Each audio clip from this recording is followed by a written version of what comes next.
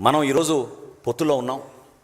ప్రభుత్వంలో ఉన్న పెద్దలు అదేవిధంగా ఏ విధంగా ఈరోజు జనసేన పార్టీని భారతదేశంలో ఆ గుర్తింపు తీసుకొచ్చారో మన పార్టీ అధ్యక్షులు పవన్ కళ్యాణ్ గారు, ఆ గుర్తింపుని గౌరవించి మొన్న నరేంద్ర మోడీ గారు పవన్ కళ్యాణ్ గారికి ఆరోగ్యం బాలేదని తెలిసి ఆయన ఇంటికి రావడం, మనందరం కూడా మనస్ఫూర్తిగా భారతీయ జనతా పార్టీ నాయకత్వానికి, గౌరవ ప్రధానమంత్రి నరేంద్ర మోడీ గారికి ప్రత్యేకంగా మనందరి తరఫున ఆయనకి ధన్యవాదాలు తెలపాలి.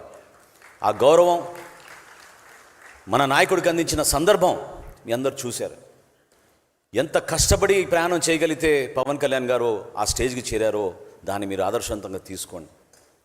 ఎన్నో సందర్భాల్లో చాలామంది అవమానపరిచారు, అవహేళన చేశారు, సందర్భం లేని మాటలు కూడా చాలా చెప్పారు. కానీ దీని వెనక ఒక డిసిప్లిన్, ఈ ప్రయాణం వెనుక ఒక పర్పస్, ఒక నమ్మకం ఉండింది కాబట్టే ఈ ప్రస్థానం చేయగలిగాం.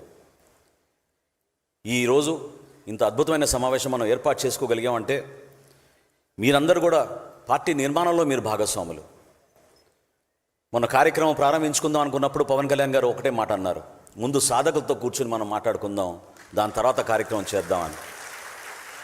అంటే ఒక నాయకుడు ఎంత ఓపెన్గా, ఎంత ఓపెన్ మైండెడ్గా నాయకత్వం పెంచాలనే ఆలోచనతో ఆయన ఆలోచిస్తున్నారో దాన్ని మీరు గుర్తించండి. అంతేగాని ఒక్కొక్క నియోజకవర్గాన్ని నుంచి సడన్గా 100-200 బయోడేటాలు వచ్చేస్తున్నాయి, పిఓసిగా మమ్మల్ని అపాయింట్ చేయండి అని. సాధ్యం పడదు అది. ఏ నియోజకవర్గంలో ఎవరు కష్టపడి పనిచేశారో, ఏ నియోజకవర్గంలో ఎవరు ఏ విధంగా పార్టీ సిద్ధాంతాలు నమ్ముకుని పవన్ కళ్యాణ్ గారి నాయకత్వాన్ని నమ్ముకుని నిలబడ్డారో, ఏ విధంగా వాళ్ళు కష్టపడి మనతో పాటు ప్రయాణం చేశారో వాళ్ళకి ప్రాధాన్యత ఇవ్వాల్సిన సందర్భం ఖచ్చితంగా వచ్చింది. ఆ విషయం మీరెవ్వరు కూడా అధైర్యపడకుండా పవన్ కళ్యాణ్ గారి నాయకత్వం పైన నమ్మకంతో మీరు నిలబడండి. పార్టీ అటువంటి పొరపాట్లు చేయదు. అన్ని విధాలుగా అన్ని కోణాల నుంచి చూసి అర్హత ఉన్న ప్రతి ఒక్కరికి అడ్జస్ట్ చేసి వాళ్ళకి అకామిడేట్ చేసే విధంగా పవన్ కళ్యాణ్ గారు ప్రతి అడుగు వేస్తారు. అందులో మీరందరూ కూడా కుటుంబంలో ఉన్నారు, భాగస్వాములు అయినందుకు గర్వపడండి. జనసేన పార్టీని ఇంకా మనం అద్భుతంగా ముందు తీసుకెళ్లాల్సిన బాధ్యత కూడా మీ పైన ఉంది. రాబోయే రోజుల్లో నేను మరొక్కసారి మిమ్మల్ని కొనియాడుతున్నాను. స్థానిక సంస్థల ఎన్నికలు ఒక అద్భుతమైన అవకాశం. మీ నాయకత్వం పెంచుకోవాలి, నిలబడాలి, దానికోసం పనిచేయాలి. అంతేకాని టికెట్ వచ్చినాక మనం పోయి పని చేద్దామంటే ఎవరు గుర్తించారు మిమ్మల్ని? ప్రజలు కూడా మారారు, ప్రజలు కూడా చూస్తూ ఉంటారు ఏ విధంగా మీరు కంట్రిబ్యూట్ చేశారు ప్రాంతానికని.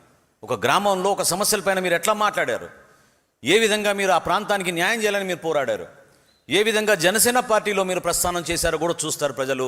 మన సభ్యులు కాకపోయినా వాళ్ళు ఆ విధంగా చూస్తారు. ఎందుకంటే నిలకడగా ఉన్న మనిషి, కమిట్మెంట్ ఉన్న మనిషి, పర్ఫెక్ట్గా మాట్లాడే మనిషి అనే విషయాలు క్షేత్రస్థాయిలో లోకల్ బాడీ ఎలక్షన్స్లో అందరు కూడా చూస్తూ ఉంటారు.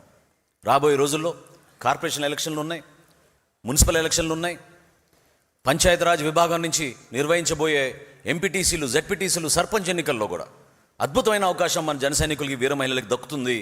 దానికోసం మీరు క్షేత్రస్థాయిలో సిద్ధపడి కార్యక్రమం విజయం కోసం, పార్టీని ఇంకా అద్భుతంగా ముందు తీసుకెళ్ళడానికి కోసం మీ వంతు మీరు కృషి చేయాల్సిన ఆ సమయం ఆసన్నమైంది.